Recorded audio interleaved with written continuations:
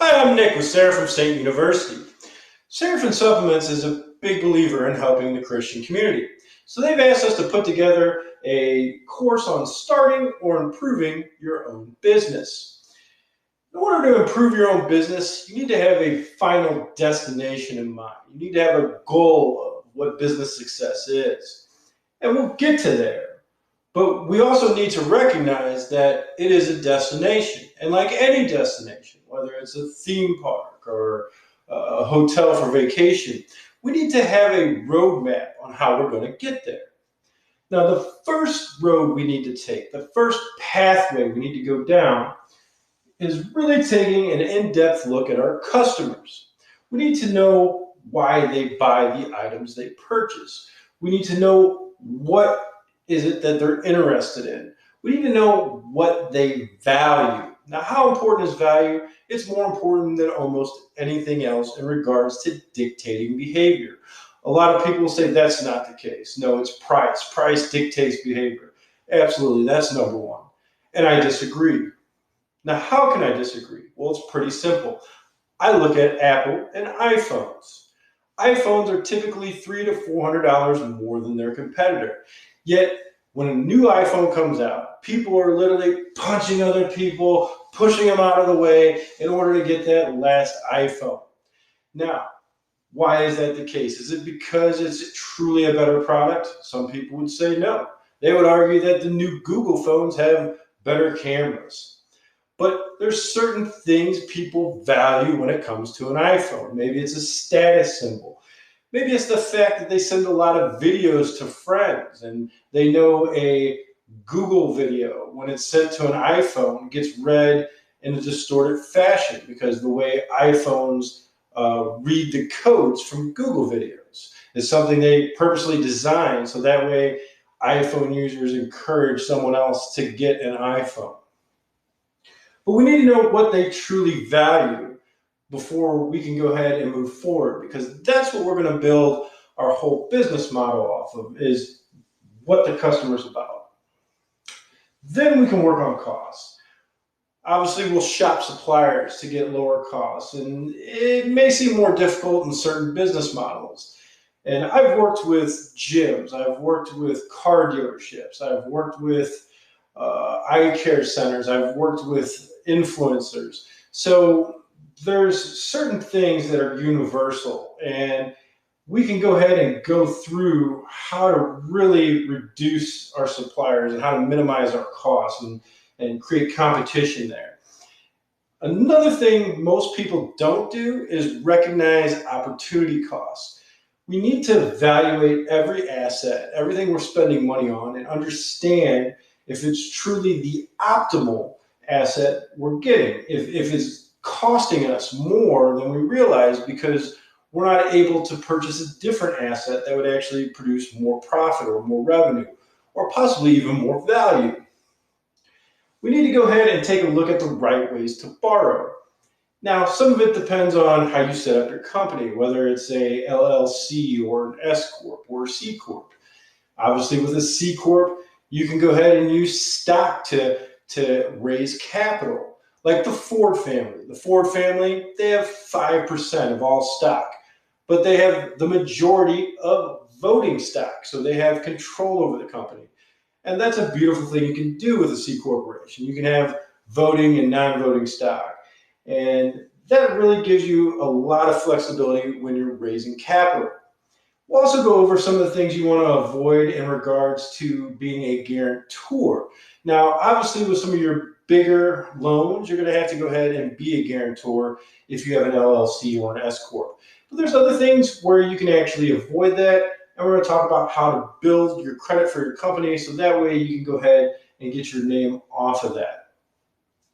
From there, we're going to move on to sales, and we want to make sure we're always upselling. And you say, oh man, Nick, you just lost me. I don't believe in upselling. Well, that's probably because you've been focusing on profitability and revenue. That's what upselling is to you. But that is not what true upselling is. A true salesman is a consultant, and they know what the customer values. That's how we're going to upsell. We're going to go ahead and focus on their goals. We're going to focus on what they value. And that's where we create the upsell, because we're trying to get them to their goals quicker. We're trying to enhance the value of what they want from our product. We also want to make sure we're closing the sale. A lot of times we don't want to be considered someone who's putting pressure on someone. And we don't want to feel bad about that. Now, here's the thing. The person down the street who has a similar product to you, they haven't spent the time to go ahead and understand what motivates that customer. They don't know what they value, what their goals are.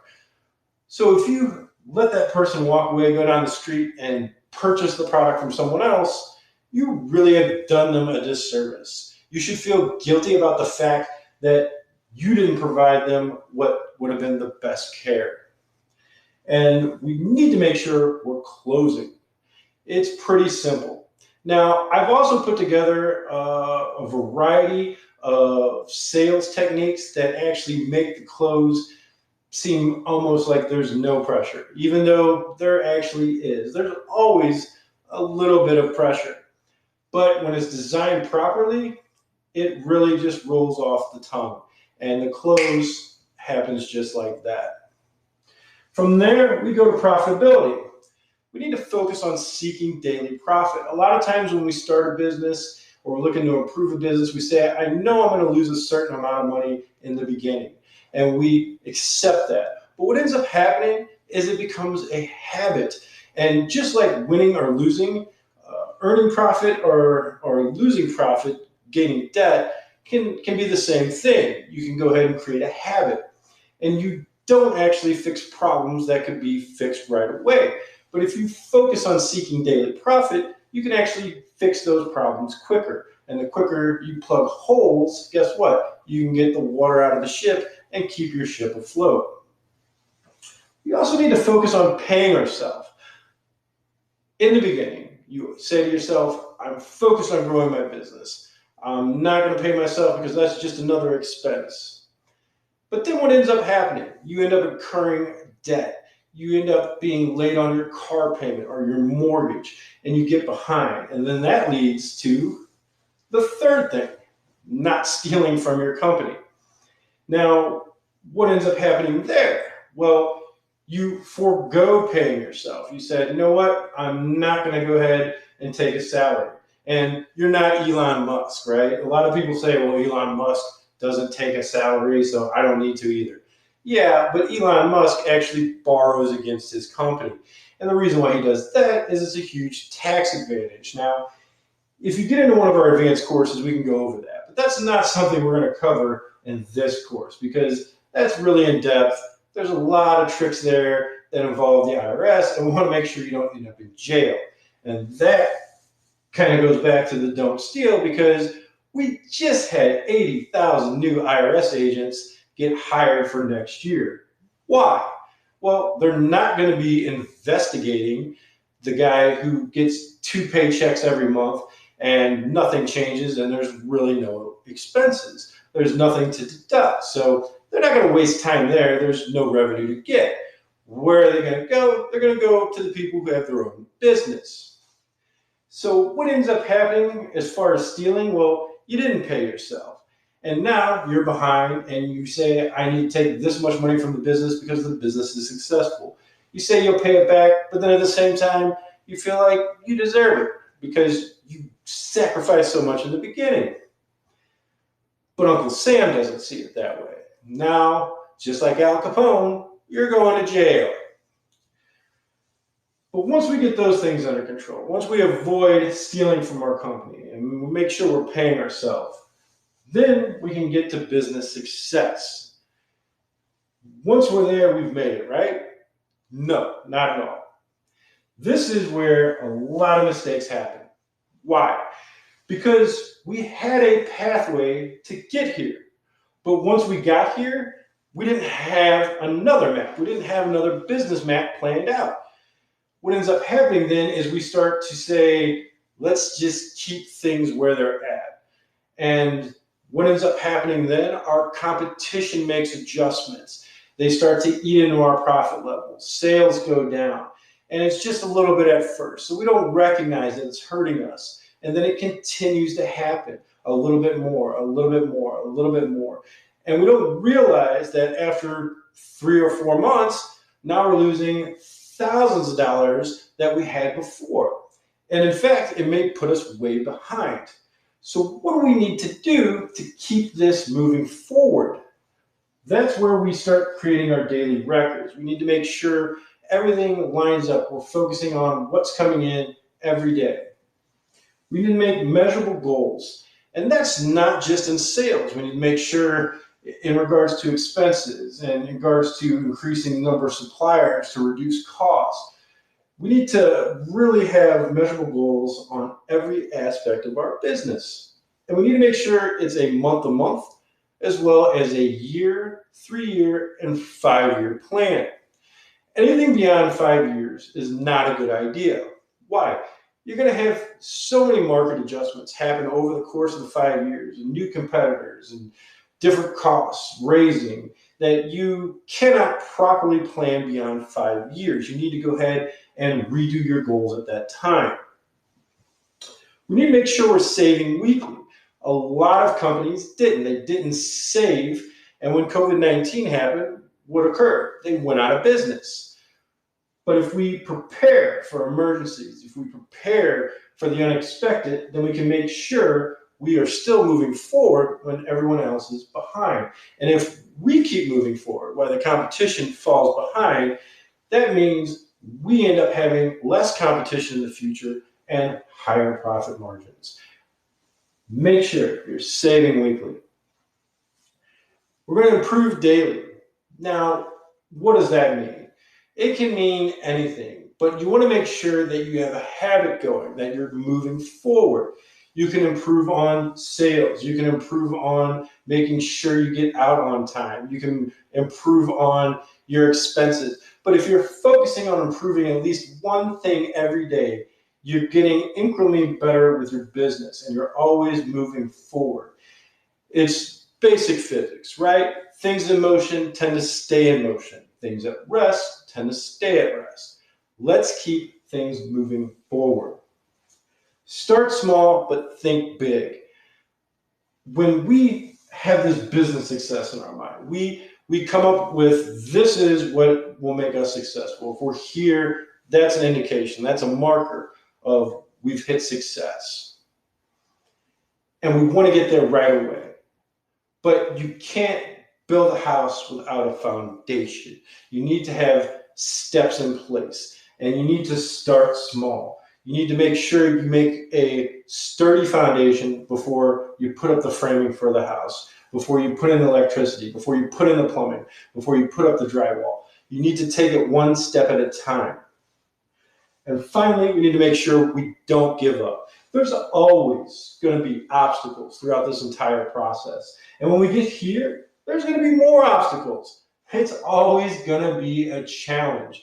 Your entire time you own a business, there will be challenges. It's just the way it is. And we need to remind ourselves, why? Why did I start my own business? Why am I looking to improve my business? And it's pretty simple. You want to make sure that all the work you're doing is actually benefiting you, that you're not making someone else richer. You're actually making sure you're improving your life, and you are able to make your own decisions. You like having freedom and flexibility. And that is the goal of this course, is to help you get where you're operating a successful business, where you're making money. Now, are we going to be able to maximize your profit through this course? No. That's more of an advanced course. That takes one-on-one consulting, digging into every expense. That's not something we can do through a free course. It's just not possible. I don't have that kind of time. But what we can do is make sure we get you in a position that's financially sound.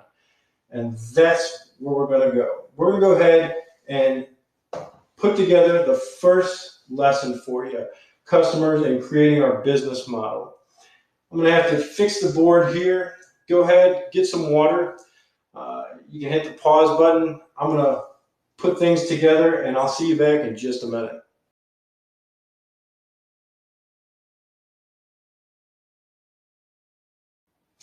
Welcome back. We're going to begin with customers and selecting our right business model. When it comes to customers, often people take a field of dreams approach. And what I mean by that is they say, if I build it, they will come. No, they won't. Why? They don't value you more than themselves. And that's why we really need to dig into customers, because customers is what everything is based on from here on out. It's the foundation, it's the cornerstone. And with that in mind, we really need to focus on who would be our ideal customer. We need to define who that ideal customer is. What characteristics do they have?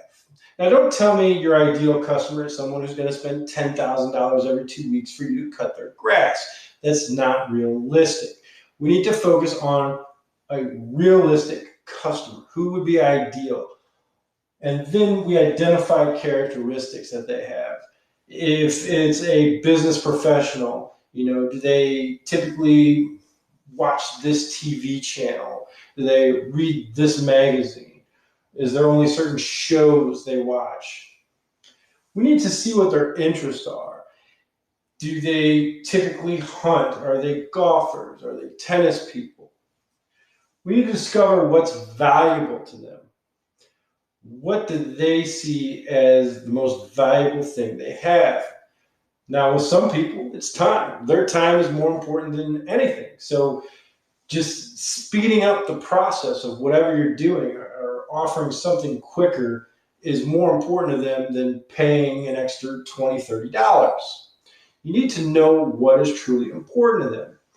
But what ends up happening a lot of times, we don't want to be invasive. We don't want to ask people questions, so we make assumptions. And what does assumptions do? It makes an ass out of you and me, right? Whenever you assume. And here we are, building our entire business on assumptions then. How crazy is that? That's insane. We need to have a strong foundation. So how do we do that? How do we avoid making assumptions? You just identified what you consider the ideal customer. Now, you've met hundreds of people in your life at this point, maybe thousands of people. There's probably 5 or 6 people, maybe even 10, who are similar to what you would think of as the ideal customer.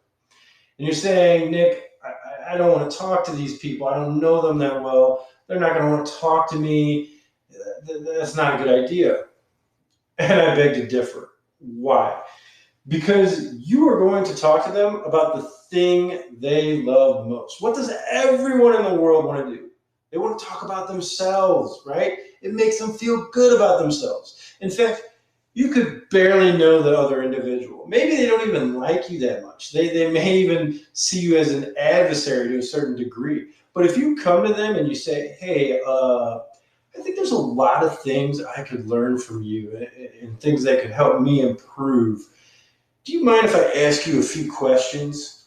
You know what they're going to say? Yes. They're going to say yes. Why? Because they get to talk about themselves. And in fact, even if they didn't like you that much before, they may love you afterwards because now they feel like you like them. And it's tough to not like somebody who looks up to us. And in their mind, they feel like you're looking up to them because you're asking them questions. And that's great because now they've become a resource for you. Once we've identified everything going on with that customer, then we can move on to our competitive advantages. We know what's valuable to them. So now we know what we need to focus on with our skill set, with our expertise.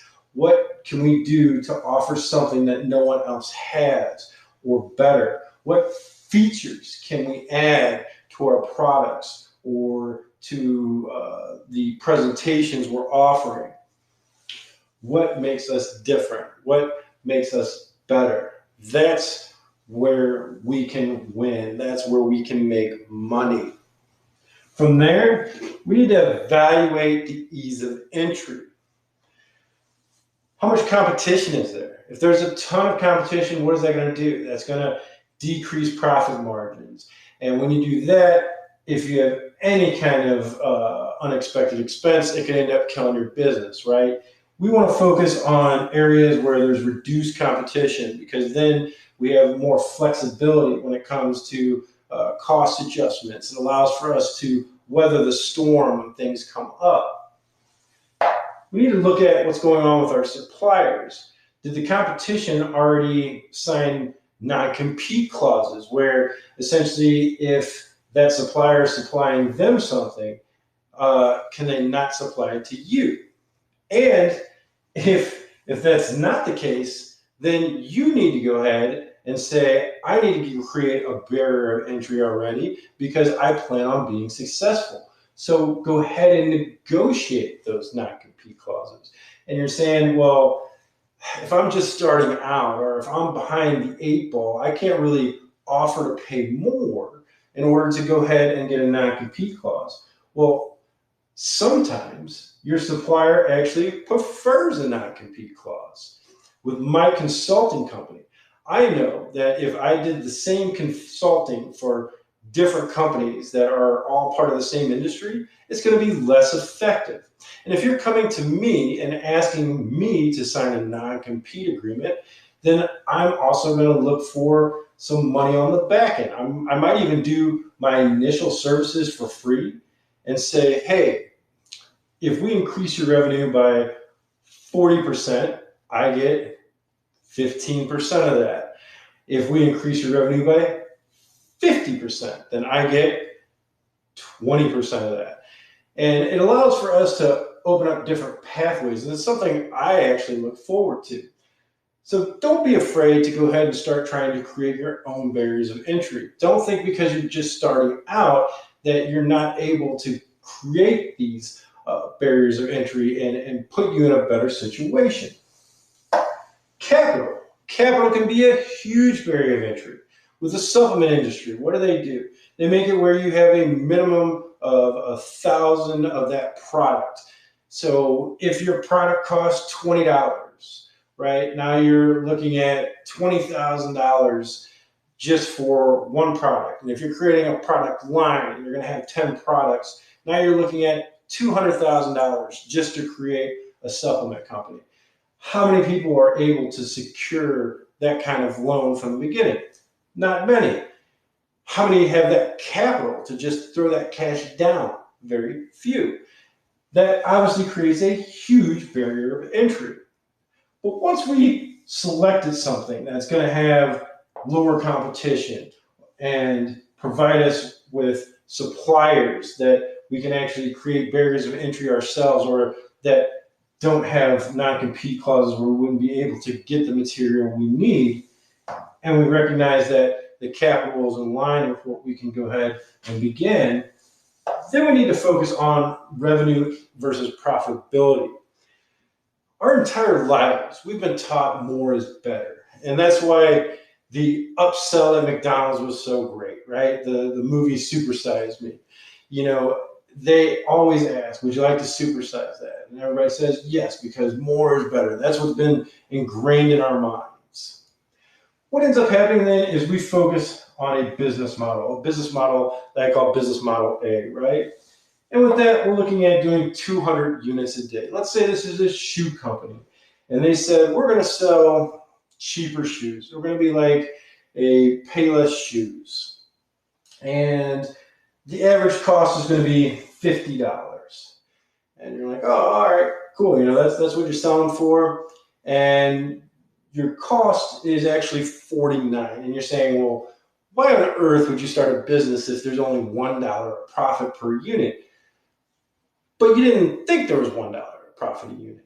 Why? Because you said, okay, I'm getting these shoes from China, and that costs $25. But you didn't recognize that if you're doing all these different types of shoes, if you're doing dress shoes, and you're doing tennis shoes, and you're doing boots, you got to have a huge warehouse beside your store. Now you got warehouse expenses. Then you have utility expenses there. You have utility expenses at your store. You have inventory adjustments. You have to constantly be turning over inventory, so you have to actually sell stuff at a sale, and you then write off a certain amount of loss because essentially you're selling it cheaper. So you have all these expenses you didn't totally count on. You have tons of employees and their hourly employees and all these different things that you didn't see ahead of time. But you're still making $200 a day, right? Because you're still making $1 every time a unit is sold, and you're selling 200 units. So what ends up happening? You end up making $5,000 a month. And $5,000 a month, that's something you can live on. The thing we have to recognize here is that we have to have 200 units a day, and we have 35 competitors. We have 160 suppliers. Now, what does that mean? That means we're dealing with 160 different companies where we're signing contracts on what we're paying for their shoes. If they try and adjust those prices, now we have to get lawyers involved. If we're only doing 3-month contracts, then every 3 months we're having to negotiate with 160 different people. We have all these headaches. We have all these things that can possibly go wrong. But in the end, we're looking at 5,000 units being made a month. We're looking at being sold a month. We're looking at $250,000 in revenue. And when we see that, we say, woo, $250,000 a month of revenue. We're gold. We made it. But once again, our cost is $245,000, which means we have $5,000 of revenue a month.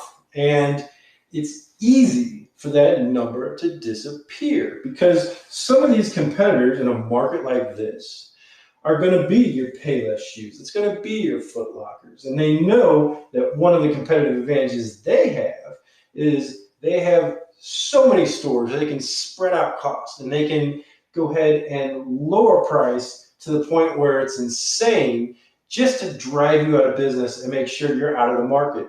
And if you're out of the market within 6 months or 9 months, guess what? They can jump the price way up because there's no competition around. When you deal with Model A, you deal with a model that is essentially designed to make you fail as a small business owner. Yet that's what most of us know. That's what we've been taught. And that's why so many businesses go out of business in their first 2 years. What we need to do is create Model B. We need to have a niche market. And everything we did ahead of time allows for us to create a niche market. So what do we do here? We create a dress shoe company. We're focusing on business professionals. With that in mind, we're not going to sell 200 units a day. We're going to sell 10% of what Model A is doing. But we're selling it at $100 a pop.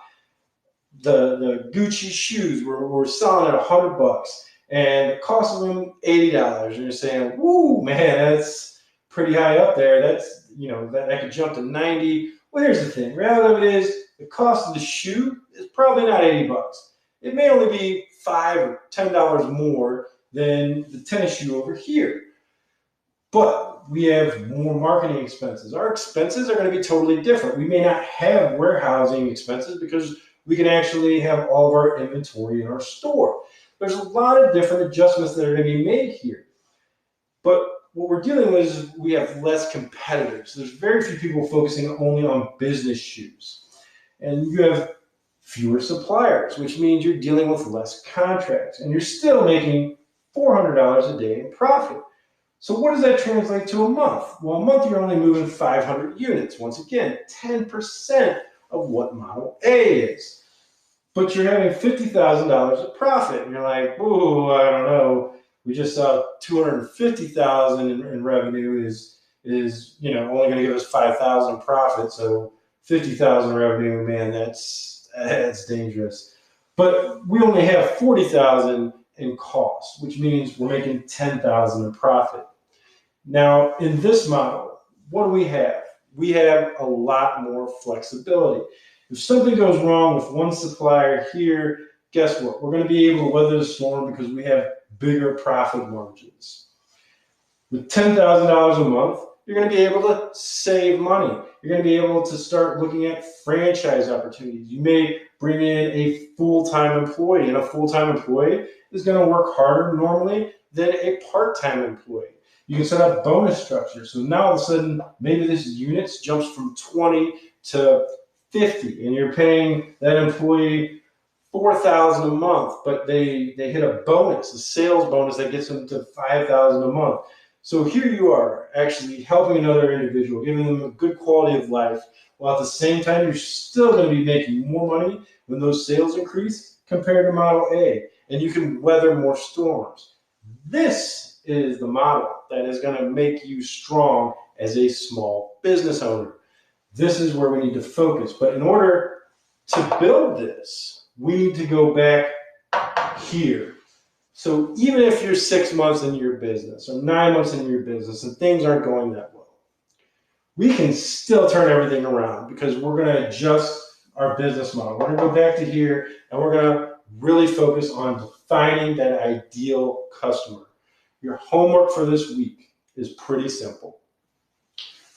Identify your ideal customer. Write down what you think are the characteristics. Write down what you think are the interests. Then interview 5 people, 6 people, if possible, 10 people that are similar to what you identify as an ideal customer. Learn their characteristics. Learn their interests. Discover what is important to them. Discover what they value. And then we can go ahead and put together a business model that's going to be successful for you. Do your homework this week, and we'll reconvene next week and start moving forward from there. Have a good week.